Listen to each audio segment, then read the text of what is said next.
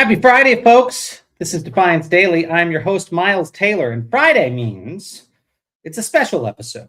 It's a PG-13 episode. Maybe it's an R-rated episode. We'll see, because on Defiance Daily on Fridays, we talk about the MAGA losses of the week. We award the Donald J. Trump Soulmate Award to the person who has been the biggest supplicant to a wannabe dictator for the week. And we talk about the issues at hand with my good friend and Defiance.org co-founder, Xander Schultz. Xander, do we have you with us today? Hello, friends. We do. What's going on? How you feeling, buddy? It's Friday. It's Friday. I'm feeling good, man. I got my kiddo and mama out in the living room watching some Lion King, so the family's doing well. Anytime there's a lot of Lion King going on, everyone's pretty happy over here. There you go. And I realized I just have my microphone sitting all the way over there. Is it better now? Is this better audio? Yeah. Now you can do the ASMR Fridays are known for. Yeah. Welcome to Fridays. I realized it was sitting over there.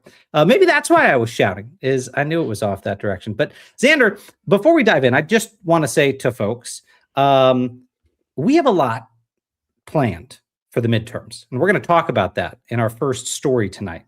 But if you want to actually do something about protecting the midterm elections, then I'm going to encourage you not just to go to defiance.org and sign up for free for our updates, but to become a member, because pretty much everything we are doing between now and November 3rd has to do with protecting our elections and protecting our democracy. If this is the first time you're meeting us, we don't do that by sitting here and podcasting, right? We do an hour-long podcast every day to keep you and us up to speed on the threats and what matters and to grow the defiance in this country.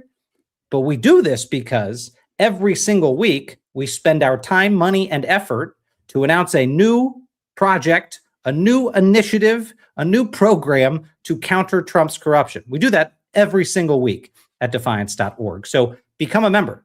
That's how we are funded. That's how the whole thing works. That's how we're able to support efforts to sound the alarm about Donald Trump's emergency powers. That's how we're able to help get out the vote in the most crucial swing states in this country. That's how we're able to stitch different groups together to try to protect our elections. And if we have to, get out there and do mass protests and mass boycotts. All of those types of things are funded through defiance.org. Not to mention the lawsuits and efforts to keep this administration from stealing your democratic rights, and also to highlight Donald Trump's corruption, to name a few.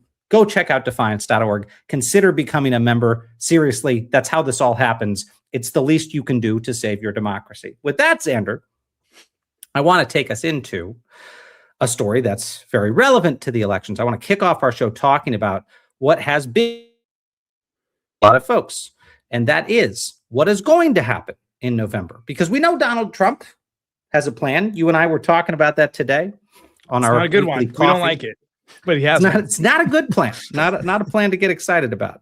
And certainly elements of it are shrouded from the public. Some elements are playing out in real time, but there are other things they want to do in the next 60 days that are not yet seen. And this week was no different. There are currently two separate intelligence reports on our elections that the Trump administration has failed to provide, has failed to release. The first one deals with foreign interference in the 2024 election. You see, Trump has been more than willing to declassify intelligence surrounding the 2016 and 2020 elections, both of which he claims were rigged against him. But when it comes to the election he won, his administration still has not released a legally required report giving the public a post-mortem look at foreign attempts to influence the 2024 election. For context, this report is, of course, required by law after every federal election. It's produced by the intelligence community and coordinated by the Director of National Intelligence, and it examines which foreign actors tried to interfere and influence with our elections. I know a little bit about the requirement of this report because I was one of the individuals that was the genesis of it. It started with an executive order that we had Donald Trump sign back in 2018 that required that after each election, that the federal government review what foreign actors had meddled and use that information as the basis to potentially punish foreign actors who had influenced our elections. That was then codified into law. we did this partly, Xander, because we wanted to make sure that what happened in 2016 with Russian interference did not happen again, and that the American people would be told which foreign nations were meddling, on behalf of who, for what reasons, and how, so as a country we could go punish them. I don't care if they're trying to help Donald Trump. I don't care if they're trying to hurt Donald Trump or Hillary Clinton or Joe Biden or whoever it is. Foreign governments attacking our democracy should be universally condemned. That's why we pressured Donald Trump to sign that executive order. That's why it was codified into law. Yet this administration, for some reason, doesn't want that information to come out about 2024. It makes you scratch your head, Xander. It makes you wonder, was there some meddling that was maybe helpful to Donald Trump that he doesn't want us to know about? That's just speculation, but the White House has yet to explain why that 2024 report has not been released. And of course, this comes as Trump has made election integrity and foreign interference one of his favorite topics. He recently made conservative journalist John Solomon a special government employee to help oversee the declassification of election-related intelligence. And for goodness sake, Trump devoted an entire primetime speech last month to his claim about election interference. I don't know, Xander, what do you think? There's something in that report that Donald Trump doesn't like? It reminded me of this meme. Have you seen this meme? President Trump is the most transparent administration in American history. And then it's massive with all the redactions files. Yeah, man. I mean, that 2024 report would have been nice to pair with that press conference he did on China and the massive interference that they led. Would have been nice supplemental content. Yeah. You would think. And for anyone who doesn't remember that, this was just the other month that Donald Trump went out there and said he was going to declassify all of this information about how the Chinese were threatening the elections and trying to upend the elections, to hurt him, and then shooting himself in the foot. Donald Trump released a bunch of information that contradicted what he said, that showed that the Chinese meddling was extremely limited and that the more serious actor interfering in the elections was the Russian federal government, which interfered in support of Donald Trump's candidacy. But that's neither here nor there. It's a big question mark, Xander. I think eventually we're going to see that information released, but that's not the only report that is missing. There is a second report that is missing, and this is the 2026 Foreign Intelligence Threat Assessment. This is supposed to be released, again, by law, 180 days before Election Day. Do the math. That was due May 7th. It's still not been delivered to Congress. So Representative Jason Crow got a bipartisan amendment through the House Intelligence Committee to withhold funding for the intelligence community until the report is delivered. Still needs to be delivered to them. Why does that matter? Well, there are 535 members of Congress who are also running for re-election. It would be of interest to them, to the nation, if there were foreign governments trying to break our democracy over their legs before that election.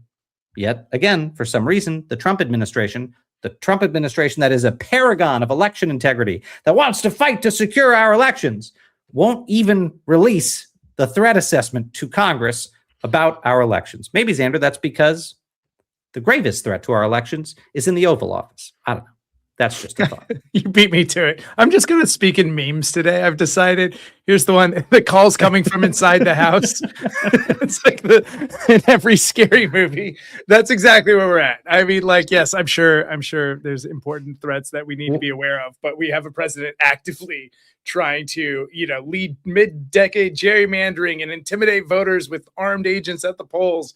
And, sow seeds of doubt everywhere and potentially pressure his allies to not certify the election or swear in duly elected members of Congress. So we've got a lot of problems already on our hand. We know exactly where to point at.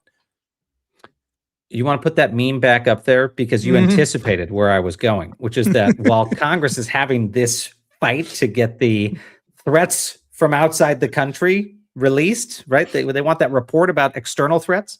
Well, Xander, Democrats are also now going to court to find out what Donald Trump's Justice Department might be planning here at home.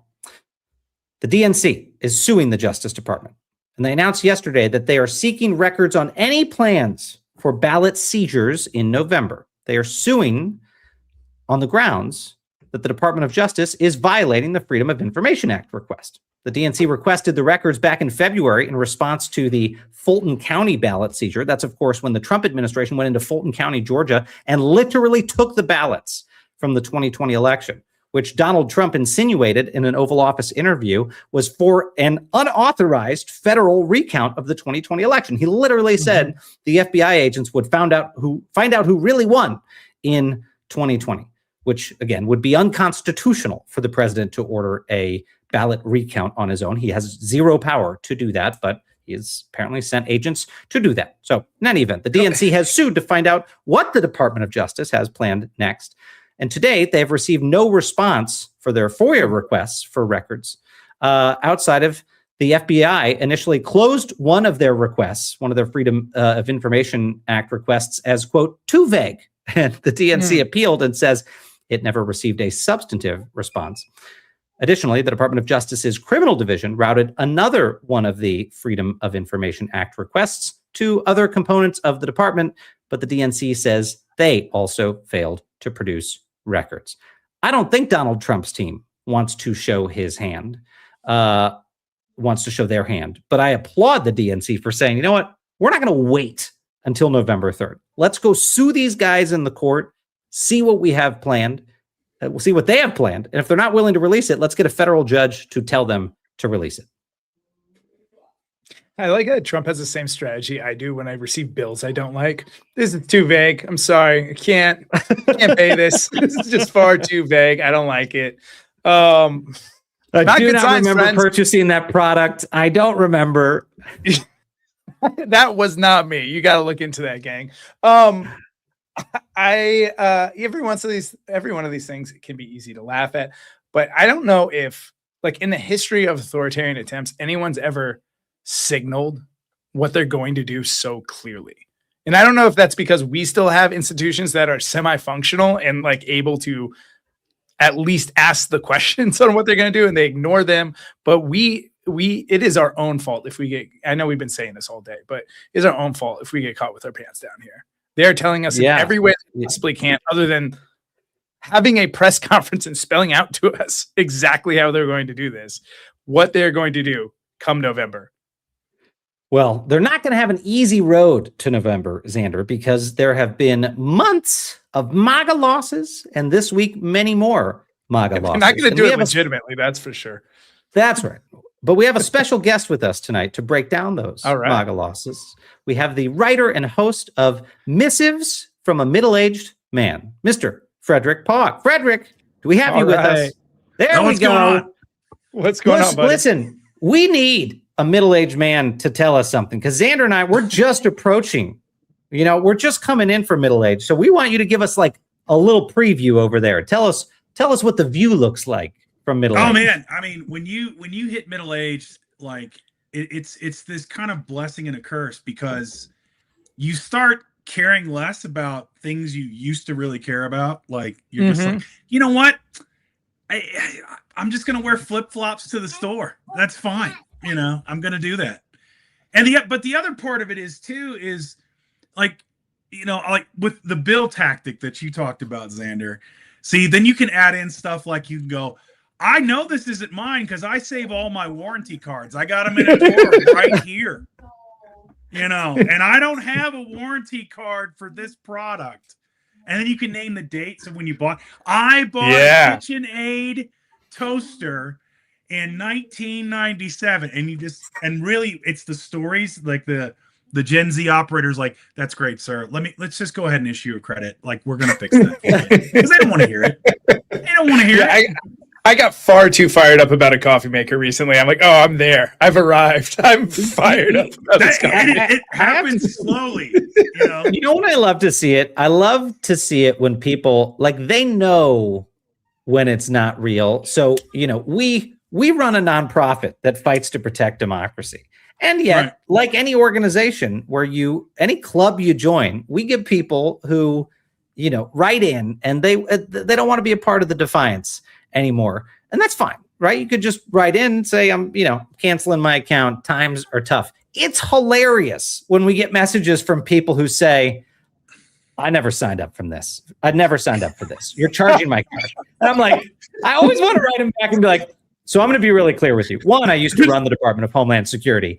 I did not get into the business of stealing people's credit cards after this. There were a lot of things. There are a lot of dark roads I could have gone down. One of them was not stealing credit card information.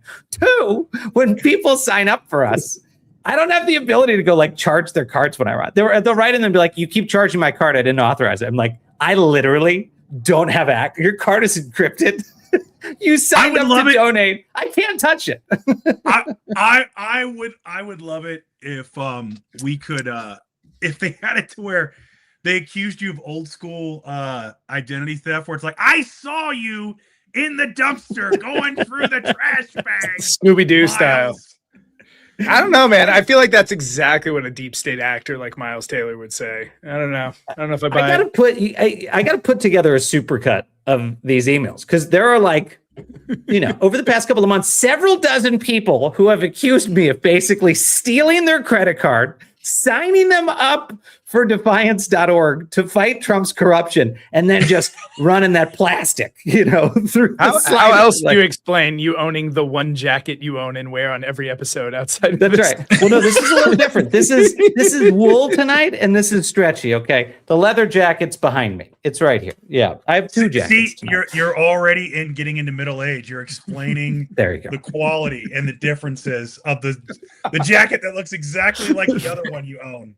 This one's different. Our producer's sitting right there right now, and she's like, "These guys are already middle-aged. Go to the stories of the week. Go to the stories of the week." Fine, Frederick. Mercedes, we'll go to the stories of the week. Speaking of Mercedes, Mercedes said also, Frederick, if you can get a little closer to your mic. She said she can't turn you up anymore. Or if you can bring your mic closer to you. Either way. She said bring us the beard. Bring that here it is. Get in tight. Show us what you got. I don't want to get in too close. Can you guys hear me though? Is everything good? Yeah, that's good. That's good. Okay. Xander and I, we get really excited when there's another white guy with a beard on our episodes. Yeah. We feel like band. Yeah, we're the ones standing up for white guys with beards, and thank goodness we've got support in this tonight, Frederick. Frederick, I want to take you into someone who would be a white guy with a beard if Donald Trump wanted her to be that. If he wanted her to dress up in a costume, she would do that too. And her name is Natalie Harp. She'd do whatever. I knew it. She would do whatever he wanted. And but you know what? He would not have her dress up as a white guy with a beard, because one weird thing, he hated beards. He hated when any of us had facial hair. It was a whole thing. He couldn't stand it. Oh yeah. He was really weird about facial hair. That's why everyone thought it was very strange he picked JD Vance, because he can't stand facial hair. Anyway, it's probably because he can't grow it. Conversation for another time. Low testosterone, low T, totally separate subject. But this week, Senator Jon Ossoff, as you know, Frederick, struck a nerve with the White House when he called out something that we have been talking about for a while, and that is the quite unsettling nature of Trump's relationship with his aide, Natalie Harp, and Natalie Harp's equally creepy behavior and letters to the president. Ever since Sunday, MAGA has been up in arms defending that relationship. They even went so far as to point the finger, saying, "How dare you? She had cancer." To which I say, it's just like a predator to prey on someone sick and vulnerable. But again, I digress. Anyways, there's been a whole bunch of details since then, Frederick. I know you've seen these. Some involved the literal physical lengths Natalie would go to get close to Trump, running and jumping in cars. Some of them sound like weird children's books. The notes that she's written in them for him, the jumping into golf carts. I think we have a picture of her jumping into golf carts. Yeah, there's multiple images of her chasing down the president.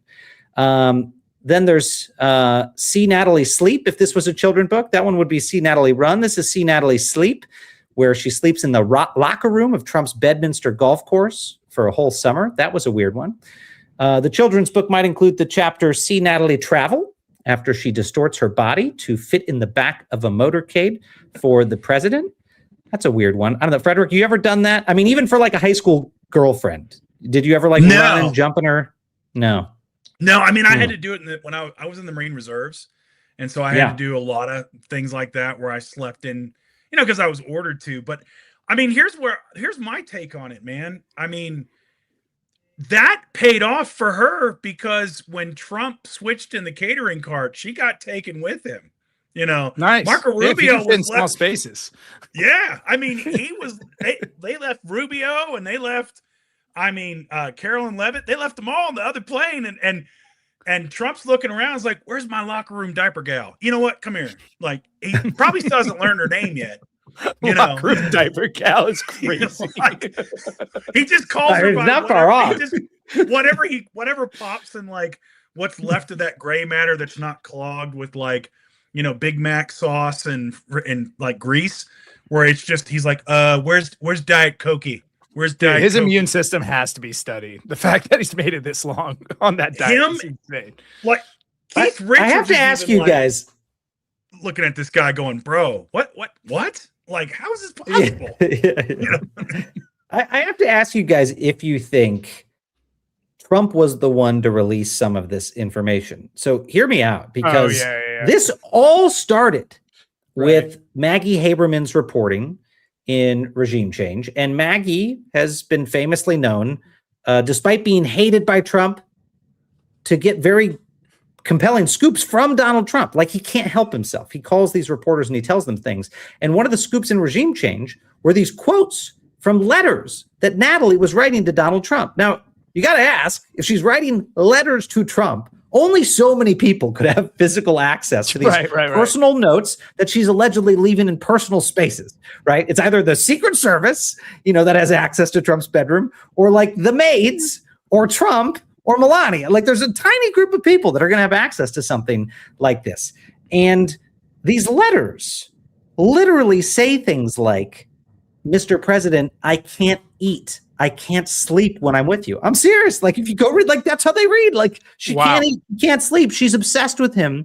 And I've got to think having someone like this on staff is a narcissist's dream. And that's why I think there's a very good chance that the person who leaked this stuff to begin with was Trump himself. Because in his mind, it wouldn't have been to dime out Natalie. It would have been to brag and say, look, this is how much they love me. I don't know. Tell me I'm wrong, Frederick. No, I don't think you're wrong. I mean, I think that's absolutely. And like, what did he used to go by? Baron something? Like, that was his thing in New York. Oh, he would call in with the when he would call in. John Barron. Baron something. John Barron. And John Barron. John Barron. And I'm pretty sure, like, there's Maggie, and she's sitting there, and she's like, I hadn't heard from Trump. And all of a sudden, a fax machine that hasn't been used in 5 years starts blinking to life. And there comes the readout of the letter, and it's just, oh, you got a letter. I can't. What happened? That's crazy. Like, who would have sent that to you from the White House fax machine that I had installed? Well, look, a piece of advice to our mutual friends, some of whom may watch this or the replay. We have a lot of reporter friends out there who have Trump's phone number. He's not going to take well to me texting him. I have it, but I'm not going to do it. But any of our reporter friends out there who have it, because he gives it out pretty widely to journalists, I'm going to suggest something. He is a very stupid man, okay? So you could goad him into releasing more letters from Natalie. If you just texted him and said, I don't believe that first letter out there was real. I don't think that's real. I saw this. I don't think it's real. And he might text you back and say, no, it's real. And you'd be like, I don't believe it. Or if it was that, it's just probably that one. There's no way anyone likes you that much. There's no way. And he won't be able to handle it. He'll be like, yeah, let me show you how much they like me. Here's the pictures she sent me too. Here's the Polaroid she left on my vanity. Like, you could goad this guy into doing the stupidest stuff. And that's probably how Maggie or someone got this letter in the first place. Anyway, just a recommendation. You don't have to text them, Miles. I found one of her letters just now. Here it is. With a self-portrait. Xander, I love this new role of you as the meme king. I'm slowly becoming Jamie on Joe Rogan. I've demoted myself from co-host to meme king. I man, the problem is there's a compassion in me when I see her running. Like, I mean, she's got the full arm pump running after the golf cart. And then I hear about her sleeping in the locker room, man. I'm just like, girl, what happened? Can we call somebody? I mean, is there family we can do? Like, do you got a friend from college that maybe will still speak to you, that'll come and, like something? Maybe a doctor or a nurse that, like, you developed a bond with, or we we gotta get her out of there, man. Well, like it's not that different though than like everyone else in this administration. Like it's a physical embodiment of ambition over sense, but that's what we see across this whole administration is people who have traded in, I don't know, their morality, their pride, everything for just ambition and short-term glory, very short-term glory followed by a lifetime of shame. But I mean, it's just, she like physically embodies it maybe more than Marco Rubio or Stephen Miller, but it's the same thing the rest of the cabinet is doing. this woman literally traded in a freaking room without jockstrap smell and, a Ben Gay. She slept in a locker room, man. I mean, hey, some people live for that smell. I'm not one of them, but some people live for that smell and make good money living for that smell. But you mentioned if she had a friend or a doctor, this is what her own brother had to say. If you didn't catch this, Natalie Harp's brother went on CNN's Aaron Burnett earlier this week. And Frederick, I want you to watch this clip, and I want to get your reaction on the other side. So what is your reaction to this? Does this sound like her, or the person that you knew well, your sister? Yeah. I didn't expect that. Basically. Yeah, those letters are from her. 16. She's had an obsession with. Gosh, how do I explain this?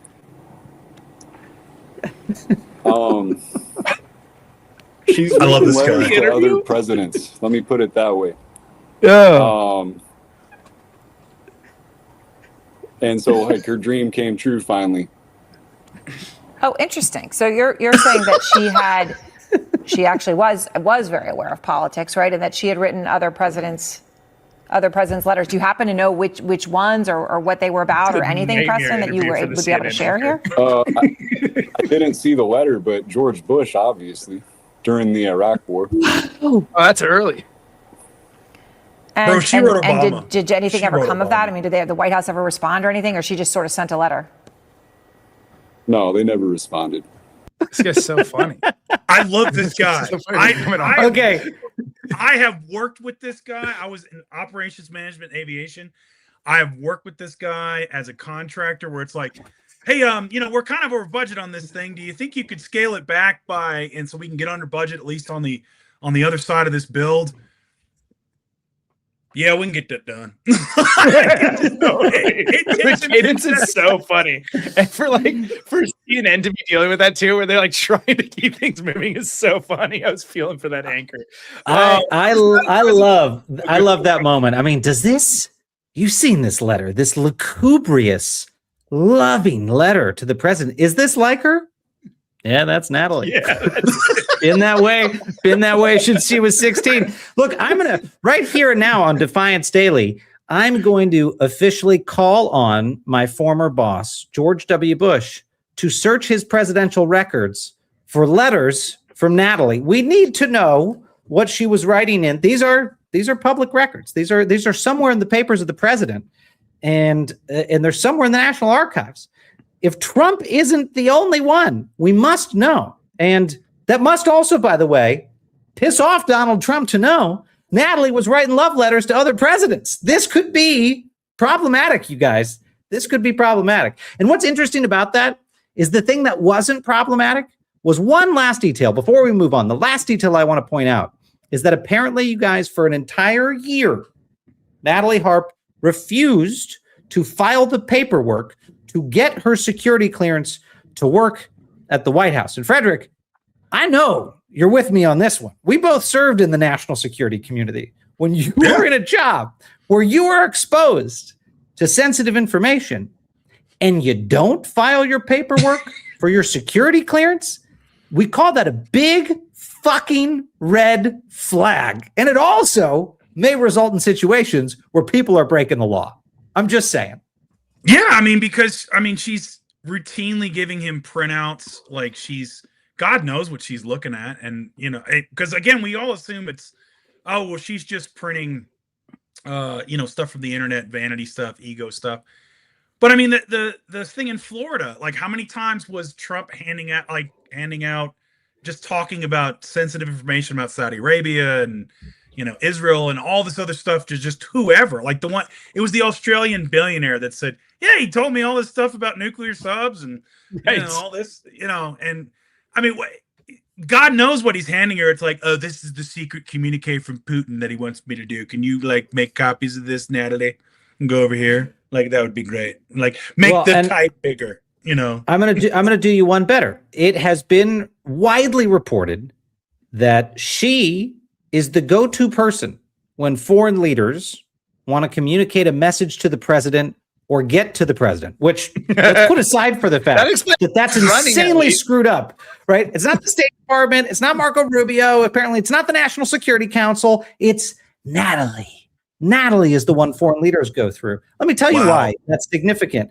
As Frederick knows, in the national security community, typically foreign leader communications automatically get classified when there are messages to the president. They get classified often at the secret level. When foreign leaders are communicating something to the president, just the sensitivity of those communications often gets a classification label. So if Natalie is the go-between between Trump and foreign leaders, then literally, necessarily, she is transiting classified information. Apparently was doing that without a security clearance until the White House counsel's office flipped out and demanded the girl submit her paperwork. Anyway, a lot of red flags here, but I just got to say, any of those people, especially the weak-kneed Democrats who were like, this is below the belt, we shouldn't be talking about Natalie, this is besides the point. No, folks, this is the whole fucking point. This is the whole fucking point, that the president of the United States lacks judgment, puts creepy people in sensitive positions, puts people in positions who are more obsessed with him than with the United States Constitution, has this weird affection for young, attractive women that goes back years, that may implicate him in the Epstein controversy. This is not besides the point. This is the point. This woman, this weird woman on his staff is symbolic of so many things that are defective about Donald Trump's character. Let's stop pretending it's below the belt, okay? We're punching above the belt here where we should be punching. Well, and here's the other thing, dude. Like, how many of these same people that are finger wagging at us for bringing this up would go back to Monica Lewinsky, and right. Bill Clinton was taking advantage of her, and what did she know, and what did she have access to? It's like, take all those questions and put them over on Natalie Hart. What's the difference? Right. What's the difference? And by the way, we're not going to defend Bill Clinton. It doesn't work in reverse. No. Fuck Bill Clinton. I'm fine with Bill Clinton going down. Guys, would you rather have her have those access to those conversations or this guy? Oh my God. I don't know. I still think she's my favorite person in the administration, despite everything that's been said. Everyone else is so horrific. Put Stephen back up there. I worked with Stephen for years. Yeah, I mean, I think he's just got to be the most good-looking person in the whole administration, don't you guys? Handsome fella. Just look at that guy. Charisma. Such charisma.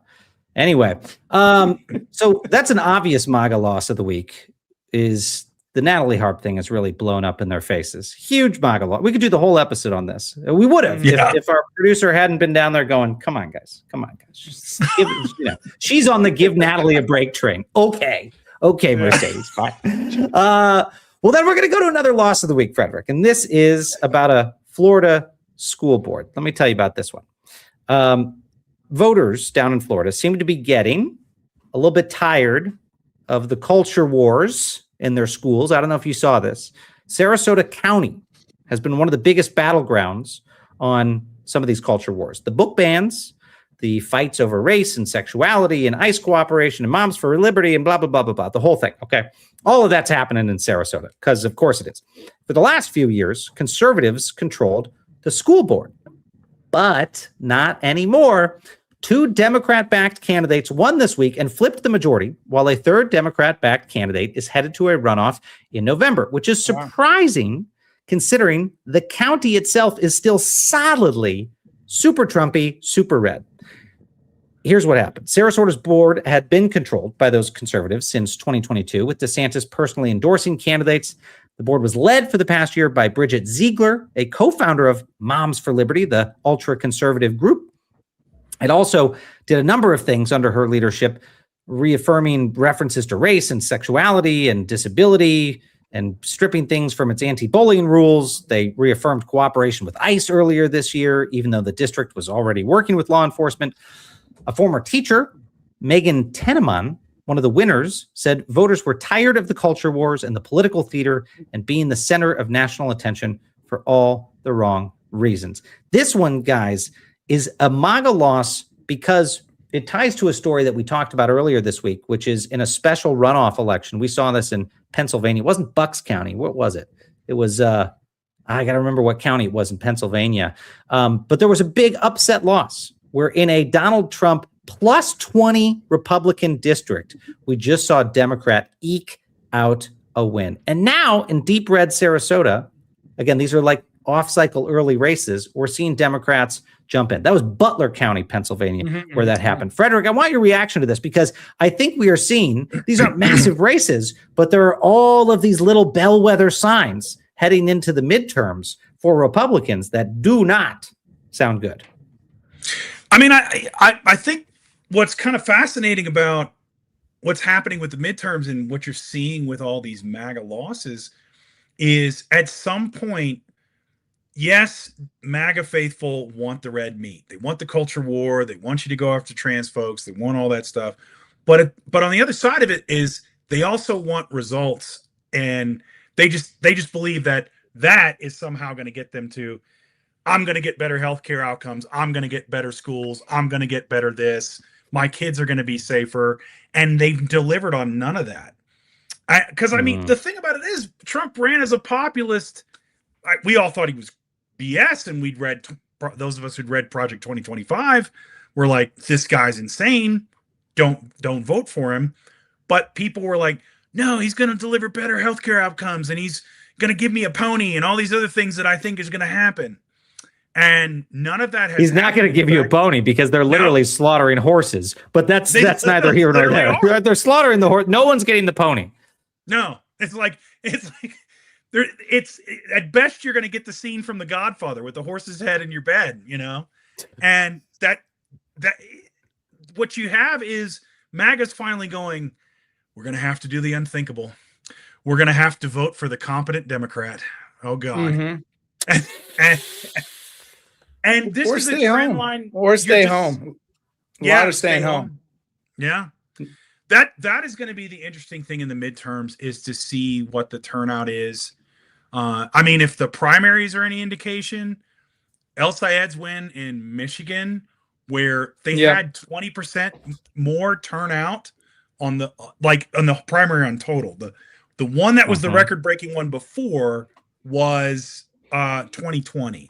Which that was that led to an election that was, I think it was like 70% of the eligible electorate voted. It was the like most in a century. It was one of the top 3 elections of like the eligible electorate that voted in that year.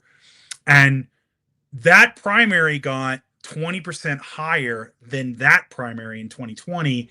And the Democrats outvoted Republicans by 500,000. Yeah, there's certainly one side more animated. Oh yeah, I mean, and I think it's twofold. You're seeing it's not necessarily excitement for the Democrats. It's some candidates. I think you're seeing that, but the other one, I think it's just anti-MAGA. It's anti-Trump, and that's where they could put it. It's like, oh, it's a school board, and they're nuts. Cool, I'm voting for the other guy. I don't care. Well, I'm glad you mentioned El Sayed in Michigan. He is up 9 points right now against Republican Mike Rogers, right? This was a race where the Republicans were giddy. I mean, they were pissing their pants with excitement about El Sayed winning in the primary. They didn't want to go up against the centrist, Democratic member of Congress who the Democratic establishment, by the way, wanted to win that race. They thought they were going to get a slam dunk going after El Sayed. And I'll tell you why. His name. That was it. They're like, he's an Egyptian guy. His name is El Sayed. Done. We're going to destroy him. Well, guess what? He's up 9 points over the Republican in a state that's kind of been 50-50 in our elections, right? This is big for them. This is bad for them. I mean, for the MAGA side of the movement. And that's not the only place. I mean, we're seeing this in other places that should be deep red. I mean, I don't have to tell you all about James Tallarico right now. But I mean, Tallarico is running in a state where at the moment, Ken Paxton should be crushing him, just based on the numbers, right? But James Tallarico, I mean, look, if the election was held today, he would win that race. He would be the United States Senator from Texas. So MAGA folks have got to be freaking out as they're seeing this. But there's one final MAGA loss of the week that I want to point to. And Jake, you mentioned Frederick, you mentioned the transphobia and Islamophobia and all the phobias that the MAGA folks have. And there's one guy. We're the snowflakes. Yeah. A lot of phobias on that side. We're the snowflakes. They have so many phobias. There's one guy that we think kind of embodies all of this. I don't know if you've followed this GOP Joe, a guy named Jake Lang, who went to Dearborn, Michigan the other week on a Islamophobic mission to crash their town hall meeting. This guy shows up everywhere, and he tries to burn pride flags and hump posters of Democrats or whatever. I don't know what he's doing at these places, but this whole thing played out pretty much how we thought it was going to play out. Lang, ended up meeting a huge crowd of opposition to his xenophobic effort. I don't know what he wanted to go to Dearborn and say the whole place is Al Qaeda or something like that. But there were a few takedowns of Lang that were better than anything. And I hate to break it to Xander, who's been talking about goading Lang into a fight. Not that we necessarily encourage that. Someone beat me to it. But Xander comes from a family of literal prize fighters. His father is an Olympic champion. And so when Xander wants to throw down, Xander wants to throw down. But Xander, it looks like someone already threw down the gauntlet before you. Take a look. Land, Christ is king. I just want to start out by saying the measure of a man isn't how loud he can shout, especially when he's shouting out nonsense, because even a donkey can shout really loud. But at the end of the day, he's still just a donkey. Jake Lang loves to wear Temu armor without any plates in him to pretend that he's a soldier when he never served in the United States military. Since Jake Lang loves Dearborn so much, I challenge him to face me in the ring in 90 days right here in Dearborn, Michigan, where we can sell tickets that will benefit the city of Dearborn. And if he wants to put hands on a Muslim, let him do it to me, a white, red-blooded American Muslim. That's all I got to say. Jake Lang, I know you can hear me, and if you can't, I know you'll see my video because you follow me. Oh! Wow. That was a good promo. He was up for the task. That was a good promo. It changes nothing. I'm still going to beat the brakes off of that guy in some gym with no cameras around. He doesn't need to get more attention. I don't care. I've already got my people reaching out to him. He's going to meet me in some MMA gym at some point, and I'm going to have a fun experience with that boy. The only thing I ask is when that happens, I will travel to where it is so we can provide Miles and I can provide color commentary. I can find an audience and I don't want him getting any more attention than he needs. I just want him to learn who he is. It's like we'll bring the Temu breastplates to protect ourselves from any shrapnel. We'll bring it with. This fight, I don't cut that good of a promo though. That guy was ready for that moment. That was a nice promo. Well done. Yeah, Xander, you got to work. You may be a great fighter. You got to work on the hype machine, okay? Because what I have seen far from the sidelines of professional fighting is it's people who are physically ready for the fight and are also just killer self-promoters. We got to build up your super self-promoting hype machine before these fights. No. It's going to be in a dim place with no cameras, none of the attention he wants. That sounds a little too romantic. I think you're 30 minutes of suffering for this boy. That's it. Me and Jake Lang in a dimly lit room at night, no cameras. Whoa. I mean, even when you say 30 minutes of suffering, it still sounds romantic for him. It still sounds weird, Xander. Yeah, I really need to work on my promos. Xander's like, I'm going to make him wear a Natalie Harp costume. And you're like, Xander, stop it. No. Jake Lang's like, I'm still into all of this, guys. He's like, keep going. He's like, Xander, keep going. Usually hidden behind those phobias is a little bit of that. That's usually what you see. A little something repressed there in Jake Lang's world. I don't know. It's like, Xander, how did you lose, bro? He's like, he kept making it weird, dude. Like, whatever I did. That is his route to victory. Speaking of repressed people who are not being their real true selves, we go into the Donald J. Trump Soulmate Awards. If this is the first time you've joined us for the Soulmate Awards, it's spelled SOLEMATE in recognition of the fact that Donald Trump, according to Wall Street Journal reporting, gives out his favorite pair of shoes to his favorite loyalists. He sizes them up visually, decides what he thinks their shoe size is, and gives them a pair of black Florsheim Oxford shoes. Most of his cabinet now apparently has these shoes. There's photos of them wearing shoes that don't fit. So we felt like it was fitting to start awarding shoes to people who were clearly auditioning to get them from Donald J. Trump, the soulmates of the week, if you will. Now, Frederick, so you know, for a period of time, we were sending these shoes to those people. Our favorite winner of all time, Scott Jennings, total Donald Trump supplicant who is now auditioning to be White House press secretary. We sent him a pair of the shoes. I think we sent them in size 7, and he returned them. And so we realized logistically this was getting frustrating, buying these shoes, sending them to the winners, getting them returned. So we don't actually send the shoes anymore, but we do encourage anyone who's playing along today and voting. Once the winner's announced, you are free to screenshot the victor and go share it with them on their social media accounts in their comments to let them know that they won. And you don't have to say mean things. Just let them know they won the Donald J. Trump Soulmate Award. So, Frederick, I'm going to walk you through this week who the nominees are. And then you, me, and Xander will all give our votes while other people go and vote online. And they can vote online at soulmate.vote, SOLEMATE.vote, soulmate.vote. It's going to be there on your screen in just a moment. Head over there, read the nominees, make your vote. All right, first nominee of the week is Dave McCormick. This is Senator Dave McCormick of Pennsylvania, a state which is unlucky enough to be represented by 2 MAGA Republicans in the United States Senate. I don't care what you say, folks. John Fetterman, you appear on Fox News way too much to still lay the claim to be a Democrat. Anyway, Senator McCormick was also on Fox News this week to talk about a defense summit he recently held in the Keystone State. When he was asked by the host, Jackie DeAngelis, how he is assuring voters that Republicans truly care about their financial status as food and energy and all the prices are soaring, this is what Senator McCormick had to say.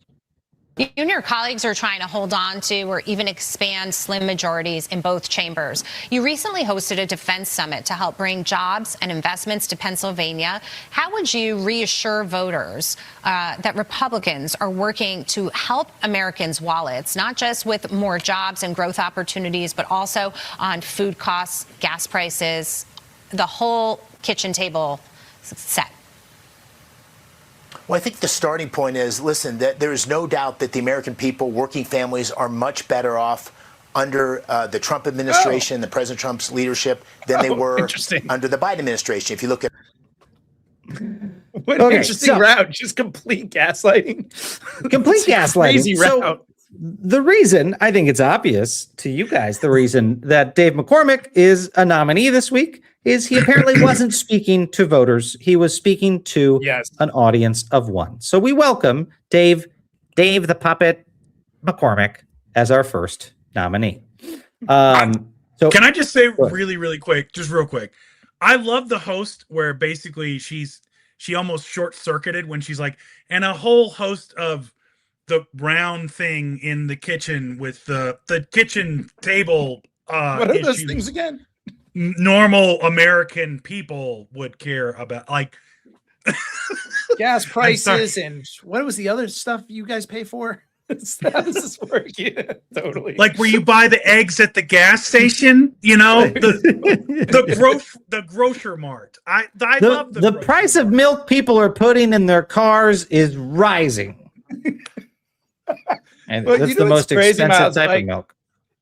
I was like, wow, she's speaking directly to me, your average American. And he is speaking directly to Trump. Like, there are answers. There's ways these guys could defend what's happened, right? Like, hey, we had this thesis around how globalization hurt Americans, and we tried to do this tariff thing to try to bring back industry, but it hasn't worked yet. And so we're there's a world where you like try to explain the thesis, why it hasn't showed up yet, and that you're working on new ways to reindustrialize America or whatever their new thesis is. But they can't even say that, Miles. They can't even defend the plan because Trump has never said the plan didn't work. He keeps saying the plan does work, and they're so loyal. They're flying off the edge of the cliff with him because they can't even say what you would hope someone would say in that position. I mean, I don't think like it is defensible to try crazy things to reverse the impact of globalization for American workers in the middle class. Like, it's a totally defensible position, but they can't defend it because they're such. No, they can't defend it, but they're having a great time not being able to defend it. I'll never forget last week's nominee, Howard Lutnick, who had this great moment when they're asking him basically about the economy and like everything's in the shitter. And he just basically says, I'm having the best time in the Trump administration. It is so much fun, right? So, Xander, I think your metaphor of driving off the cliff is apt because they're at the point where they're accelerating and the car's flying into the air and it feels so fun. It's like a roller coaster, but it just hasn't hit the ground yet. And here's another person that always wears that face of coming down on the Trump roller coaster. And that's our second nominee, Brooke Rollins, who is Secretary of Agriculture. Worked with Brooke when she was in the White House in the first Trump administration. I can vouch for her total and complete, unquestioning, drooling loyalty to the President of the United States.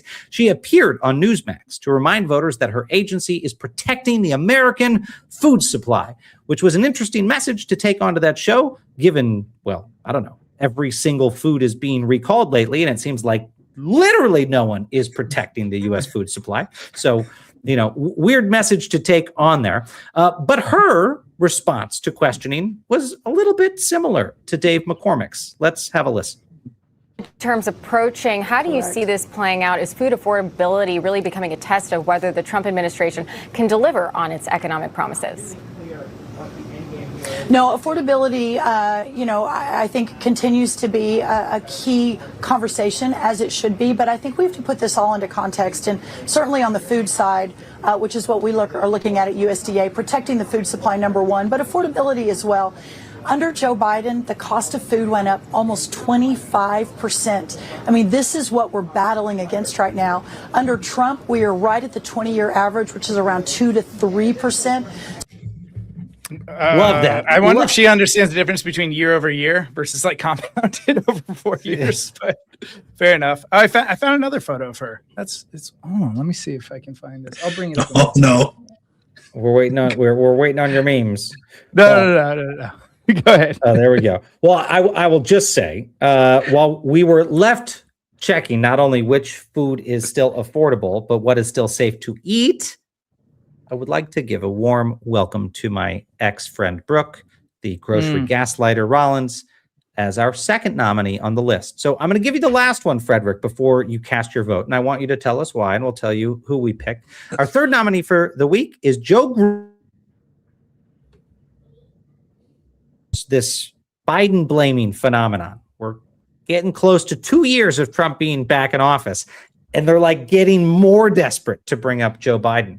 Now, if you don't know who Joe is, he's the chair of the RNC. I don't blame you because you have a tough time outshining Donald Trump, even if you're the head of the Republican Party.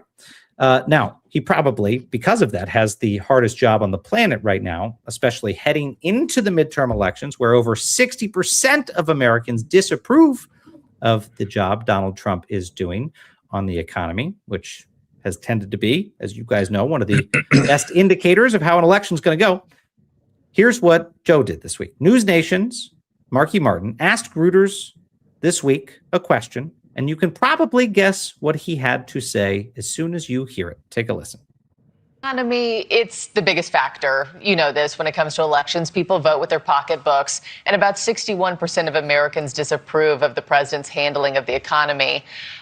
Republicans have had the White House, the Senate for 18 months now. How do you convince people that you're the right choice to make things like gas and groceries cheaper and not the Dems? And that's why we're doing things like the midterm convention, because we got to get the truth out to the American people. You know, the president's still dealing with the Biden issues that were left over under the disastrous 4 years that they ruled. You know, inflation was over 9%. Gas prices were higher than they are now, and we're in the middle of a conflict. But listen, this president has been focused on helping the average American worker since day one. That's why he passed things like the working family tax cuts, no tax on tips and overtime and Social Security. But it doesn't stop there. People are feeling the pain, and this president's going to bat for them every single day, trying to make sure that they can get the relief that they need. Taking the bat to them. I think he said it wrong. The president's taking the bat to ordinary people every single day. That would have been the more accurate thing for Joe to have said. Well, Joe, the Biden blamer Gruters, is now in the market for some Florsheim shoes because I think he answered that question exactly how Donald Trump wanted him to answer the question. All right, Frederick, we're going to go to you first. These are our nominees this week. I'm going to refresh for you and go to soulmate.vote, folks, to vote. We've got Senator Dave McCormick. We've got Ag Secretary Brooke Rollins, and we've got the RNC Chair Joe Gruters, all competing with each other to say that prices are fine, and if they're not, then Joe Biden's to blame. Who's got your vote, Frederick? You know what? I got to go with Joe Gruters, man. Like that answer, I mean, it was sounded pretty incredible. like it was. I mean, it had everything. It had like the most kiss ass, just the most gaslighting. He sounded like he rehearsed it.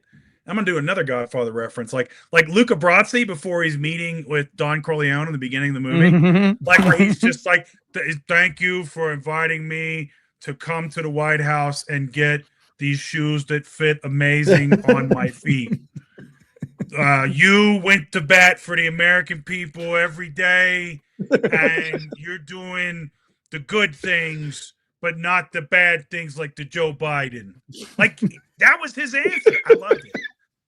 Frederick, you'll fit around great here. You too watch Godfather and think about ancient Rome like a good white guy. Pretty much. That's that pretty much. All right. Well, so that's one vote. Is Frederick gives it to Gruters the Pooter. I guess that's what we're calling him now, is what I've decided. Xander, who's got your vote? I couldn't tell them apart. They all kind of felt like this guy. This is like this was the recurring. And they all kind of look like that guy too. Let's go back. Don't they all kind of look like the dog in the burning house? This was basically the quote every time we went to him. We don't even need to go to the clips anymore. Just bring up this meme. It's fine. It's going fine. Biden made it bad, but it's fine now. I don't know. I can't tell. They all are kind of ridiculous. There's like this brain rot now that's been spread. Yeah. Like Trump failed to spread his brain rot in the first administration. I mean, I guess eventually you guys fought the good fight as much as you could, and then had to get up out of there. But now it's like just the brain rot administration, like full on. It's crazy. Well, before we bring up the results, I think I'm going to have to throw my lot in with Frederick here. I think it's got to be Joe Gruters. I think he sold it the worst, which is for Trump the best. I think he worked the hardest to earn those shoes. He just trotted out all of the talking points, and the best is by reaching back as far as he's reaching back to blame Joe Biden, he's giving all the Biden officials the best ammunition ever, which is they get to say, "Oh, but the people who came just before us were Trump." And Trump's team. They're the ones that put us in that position. Like, his logic is just totally self-destructing. But let's see what the people think.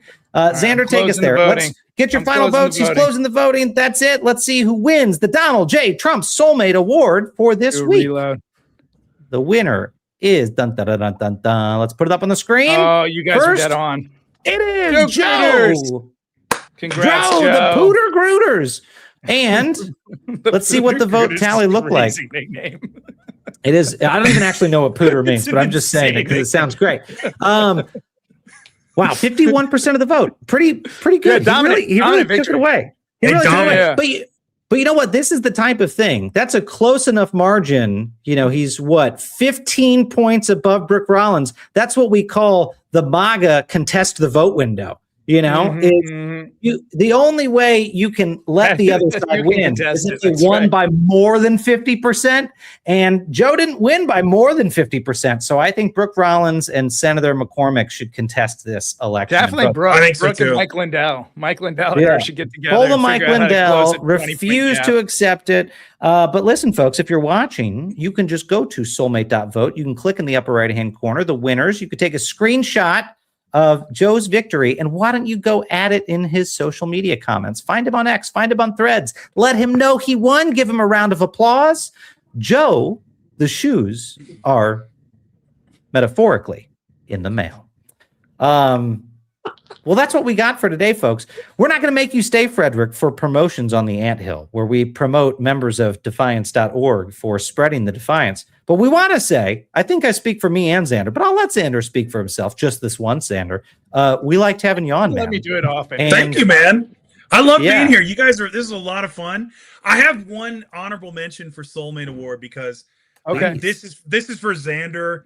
Now that I've heard his background in fighting, apparently Scott Bessent was on, I want to say Squawk Box, and he was talking about Iran, and he said, "Well, we've got the blockade, and we've got the toughest sanctions, and it's a 1-2 punch." And I was like, "There's no way you know what a 1-2 punch is. That's impossible." I don't know. Wait, wasn't it Bessent that slapped around Musk? Was it like, I think Bessent does throw hands. Does he really? Where Musk got that black eye? Wasn't that Bessent? But there's a distinction, Xander, right? Between throwing your hands and landing a real punch. I can see Scott Bessent doing a like James Bond slappers only, like GoldenEye sort of thing. You know, that's like that. I can see him doing that, like a dual slap with the white glove.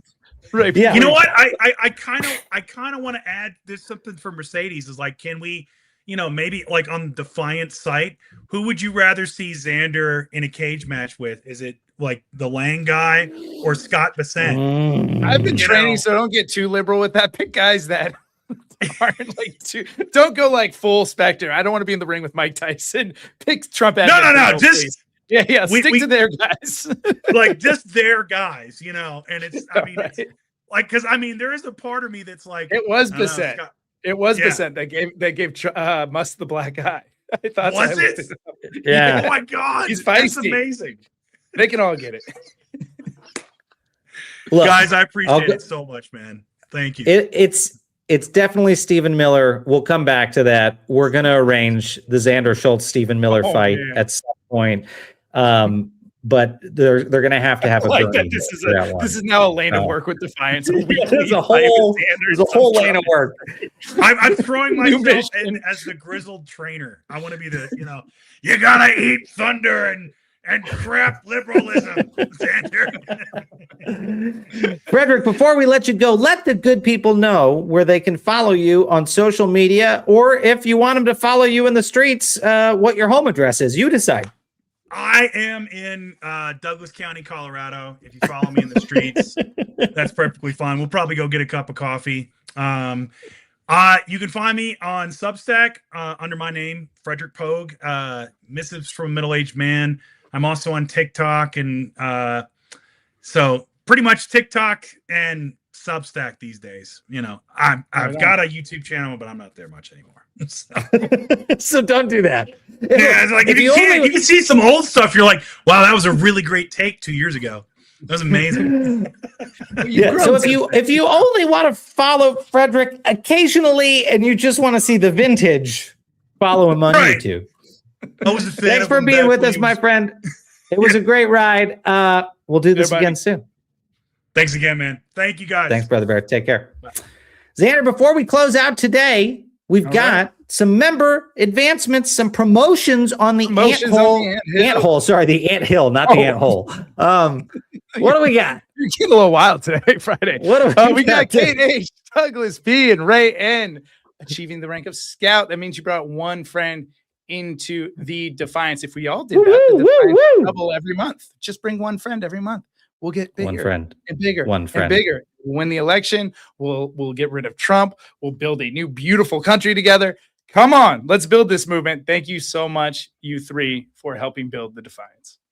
And you can go to defiance.news/leaderboard, defiance.news/leaderboard if you want to share out your promo code. If you are a defiance.org member, a Defiant, that is how you can do that. And we are eager for you to help us grow the Defiance. Why? Because there's a direct correlation between, hold on, I got to killed a gnat. There we go. This has been driving me crazy the entire episode.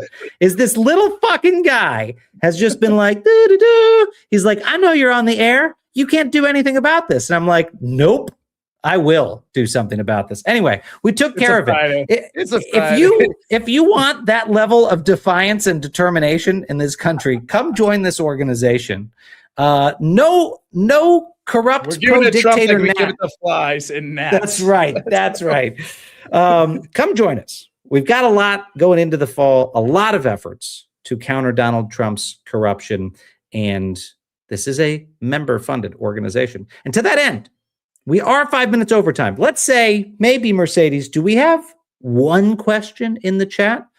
I would say, if you're in the chat, defiance.org members, drop one in the chat. We'll take one. Quickly, get to your keyboards. What do you want to know? Drop that question into the chat. We'll answer it. But first, Xander says he's got a question. Xander, what do you have? Miles, was your favorite quote from the show the anthole or Joe the Pewter Cruder? Pooter. I don't know.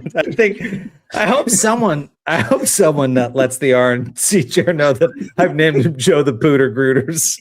I just think it's perfect for a guy who's Trump's lieutenant running the party. It's just the best name for him. It's the best name. I like it. I'm like, find out after this episode that like has some weird negative connotation or some whatever. Listen, people, I can't keep up with the slang. There's no way I can't keep up with the slang. I like a good rhyme. Get over it. We got any questions out there? Any questions in the chat? Our producer's throwing her arms up. She says, I don't even know what the chat is. What is the chat? All right, folks, listen. This has been a very busy week. This has been an interesting August. We hope next week, though, you will join us because, as we noted earlier, Wednesdays are the weekly mission briefs at this organization. And next Wednesday kicks off a real sprint of actions that we are announcing in the lead up to the elections. That is what we fund. That is what we do. We fund defiance against Donald Trump. And next Wednesday, we've already done a lot related to the election, but we're really going to kick off a blitz of these things next Wednesday. So be sure to join us. We do have one question in the chat that I have time to answer because it's an easy one. Alan B. from Maryland. Hello, Alan B. Great to see you. Asks, when is our next in-person meeting? I think Alan means our monthly member meetings. If you are a member of defiance.org, especially for new members out there, every single first Wednesday of the month is the monthly member meeting. Every single Wednesday of the month, that is the first Wednesday of the month, is the monthly member meeting. We send out an email that has a Zoom link. You can sign up there. And as always, if for some reason you're getting close to Wednesday and you're like, I don't know where my link is, we always put every single post we send you, every single email we send you is all at defiance.news or at our main site, defiance.org. We make it really hard to not be able to find the things that you need. Did I say that right? I don't know. Maybe a double negative. Point being, and go check it out, defiance.org. The tone of voice. Yeah. Just take it's all right. We're going to get you the link. It's going to be fine. Defiance.org. I swear, there's two of them. It's a criminal conspiracy. I didn't get that one, Xander, but I will. All right, Miles, get us up out of here.